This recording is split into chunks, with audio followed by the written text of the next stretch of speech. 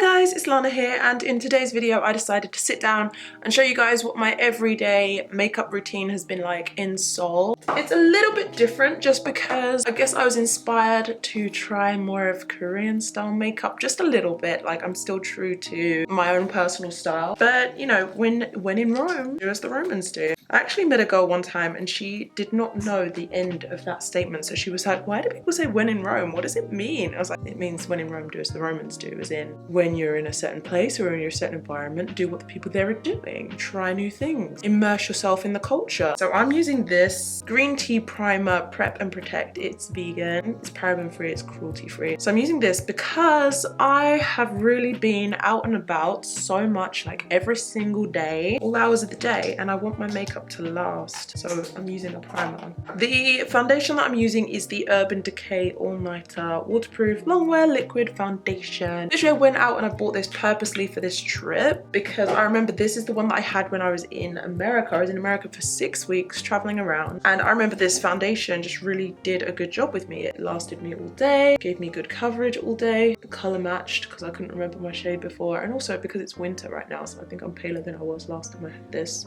I think it's a pretty good match. Don't worry about this. This is where I had the injections for my eye bags, called the Chanel injection, and I have a vlog about it. So I noticed in Seoul, well, for one thing, lots of people have flawless skin, and if you don't have flawless skin, you can make your skin look flawless. In England, in America, I feel like the trend has become to do a matte face with highlight, and then the highlight sort of replaces the dewiness. You can make your face look dewy by applying a whole bunch of liquid or powder highlight, whereas I feel like the trend in Korea is to have an all over glow. I feel like highlighters are not as common, or if they are, they're very subtle, because the trend is just to have an all over glow. So here I am with my matte foundation. I'm not really feeling like I fit in very well, so I am gonna have to like supplement with some highlighter, but it's okay. Oh yeah, by the way, I got really sick in Korea. I also want to go out in Gangnam tonight. I have an invite to a house party tonight. Oh, and by the way, this is the Urban Decay Born to Run palette that I've been using like non-stop because it has this peach right here. It's called Still Shot, and I noticed a lot of people here are wearing peach tones, coral tones. It's really cute, and they seem to just be wearing that all over their lid. So lots of people are just wearing this all over their lid like this, and it's cute. I mean, I think mine still has like some more brownish tones in it. This is the Primark glitter liquid gel thing.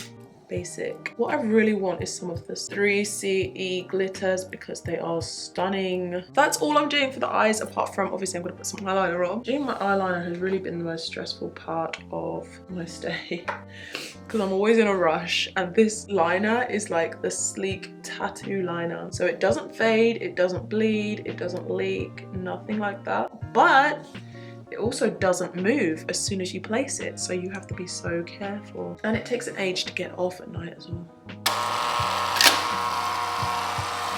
No one cares that much about K-pop. They really don't, because obviously it's Korean pop. It's so normal here. So why would you freak out if you heard it or if you saw a poster or something? Actually, that's a lie. Okay, they care about it in different ways. Maybe they care about it even more, I don't know, or maybe they just have more access to it, so they show their appreciation in different ways, right? Here, if you go down onto the subway, you will see about 100 different billboards of different idols' birthdays. Like, I saw J-Hope's birthday billboards, I've seen billboards for Jisoo from Blackpink, and a lot of the time these billboards are like fan funded. Like, the fans get together and they pay to have a billboard for their idols, and they're like, we appreciate you, we love you, happy birthday. I mean, they really love their idols, they really do. So in one way, that's like them appreciating, like that's them, you know, they really are into K-pop, they really love their idols. But then because it's so common, like, you might be a big fan. I mean, I'm a big fan of BTS, but I've seen them on adverts and billboards so much here that I just walk past it. I'm just like, oh look, it's that BTS and VT ad again. Oh look, time to shine. Nobody freaks out when there's a huge BTS poster. Nobody freaks out when they see the Line store. I mean, obviously they are big fans because they have so much merchandise, so many posters. Like, everywhere you look is selling some sort of merchandise, be it calendars, key rings, posters, photo cards, bags, purses, stationery. Fine, like you wouldn't really walk down a street, like you couldn't walk down a street in Hongdae, you couldn't walk down a street in Myeongdong, Gangnam. You could not walk the entire street and not hear a BTS song playing. Or you could not walk the entire street. I mean, this week in particular, this month, February 2019, Yes or Yes has been playing non-stop. Yes or Yes.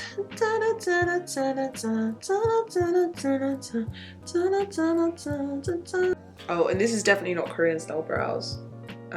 The Korean style brows are typically like really straight. I don't even think I could replicate it with my brows if I tried. I think my brows need Jesus. My brows need Jesus today. So for my blusher, this whole time that I've been in Korea, I've been using one blusher, and it is the Dragon Heart by Revolution Makeup. And this one, honestly, just because it's very red toned, like very peachy, orangey red tone, like you guys can see. I saw that maybe on somebody in the street and I was just like, I want that, I want to wear that. And I've been doing it like a lot more forward on my face, a lot more forward, and on my nose too. I mean, this, it has pigment in it, like it's red, but also if you do decide to put it somewhere on your, like on your nose, you do also get like a huge highlight as well. Then I want to conceal my under eye. I'm just gonna brighten it with some powder. Now, I don't know if people in Korea typically do this because like I said, the whole purpose is to look really dewy, really glowy. So this sort of baking, I don't know if it's very popular here at all, but it's something that I am kind of addicted to a little bit, or it's a habit, it's a force of habit. Like I have, oh my gosh, didn't that just make me look 100 times better though, to be honest? Like, let's be real. This might be the most makeup that I've ever worn in Korea. You know, I said this is gonna be my everyday makeup, but honestly, I feel like I've done more just because it's a video. Force of habit, force of habit, force of habit.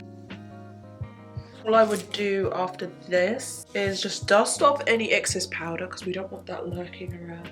My oily face just soaked everything up. Because I don't have that natural glow, because I hid it all with a matte foundation and powder. You have to fake a glow. Now, what I thought that what I had been doing my lips lately was like a cute concept. I'll take my Vaseline, and this is the Rosy Lips one, so it has just like a slightly pink tint to it. And then I've just been taking this little Velvet Kiss from Collection, and this is a red, but it's like a poppy red, you know, it's a poppy red. It's a bright red. It's quite sheer on the first application, so I literally have just been dotting it on like this, and then just making it super sheared out like this. And granted, for the first couple of weeks I was then applying a gloss over the top of this, but I lost the gloss. So lastly, I also just wanted to show you guys how I've been refreshing my hair while I've been in Korea. So literally I just ran my hair under the shower hose just for a little bit. Like, it's not wet, it's just maybe the top layers are a bit wet, you know, this area of my head. Some days I've been washing it, some days not. And so today I'm just taking this, I don't know how to pronounce it. This is the Boucleme Curl Conditioner. So this can be a rinse out conditioner, but it also said that it's okay to leave in if your hair is slightly thicker. So I was like, okay, honey, I'm gonna leave it in. So then I've just been running this over my hair. Also because this helps me to detangle my hair. If I feel like my hair is starting to look a bit like a bird's nest, I can just put this on it, run it through. Now suddenly my hair looks good as new again. Wait, yeah, we've got some bird's nest action going on over here, so let's... Oh my god.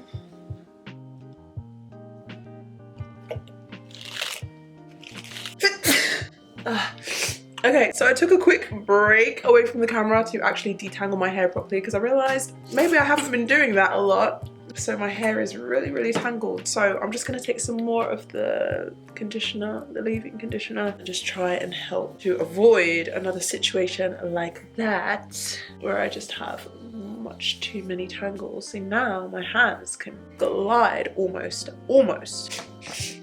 I have so much to do today. I have to go and see the mermaids. Then I've been taking this, and this is almost all out. I don't know what I'm going to do because I still have a week in Japan left after this. So this is the curl defining cream from Primark, the PS range. So I've been relying on this stuff, like seriously relying on it, because I don't know what I'm going to use when this runs out. Japan, I hope you got something for me. Now I think my hair is pretty much refreshed, and then obviously I've been doing my bangs a lot, my fringe, so I recently cut that in. So what I've been doing is literally, like, this is the easiest way to style my hair because it doesn't matter how my curls turn out or anything. It's really just been doing me really well while I've been here. So then for my fringe, maybe I just need to wet it a bit more. And then once I have wet the fringe, then I will just go ahead and define it. Now, why has my fringe middle part suddenly disappeared? It's been in the same place for like 3 weeks. And now it wants to forget who it is. Not on my watch. Not on my watch. Okay, oh my gosh.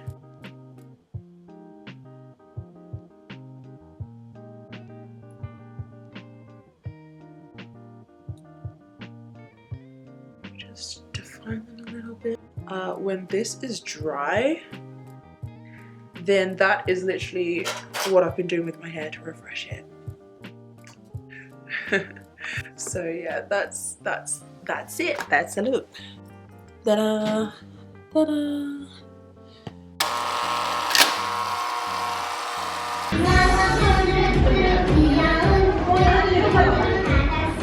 Oh,